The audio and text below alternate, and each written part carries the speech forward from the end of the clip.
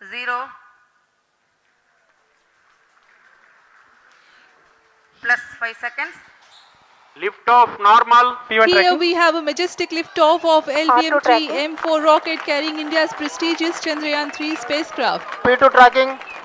प्रज्वलन और सफलतापूर्ण उत्थापन LVM-3 M4 rocket का। यह भीमकाय रॉकेट आसमान को चीरते हुए अपनी भयानक दहाड़ से चारों ओर कंपन उत्पन्न कर रहा है। इसे हम यहाँ महसूस कर सकते हैं और यही दहाड़ है जो वैज्ञानिकों को रोमांचित करती है।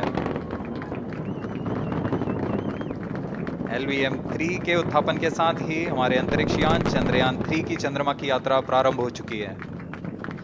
As the rocket is soaring through the clear skies, every second moving closer to the accomplishment of the most important milestone in its mission to moon.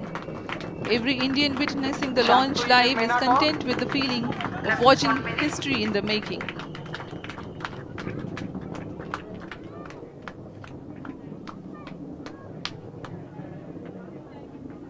चंद्रमा की सतह पर अपना छाप छोड़ने के लिए चंद्रयान-3 अपने मिशन को पूरा करने निकल चुका है। वर्तमान में दोनों S-200 स्टेप ऑन बूस्टर सामान निष्पादन करते हुए अपनी निर्दिष्ट कक्षा की ओर बढ़ रहे हैं।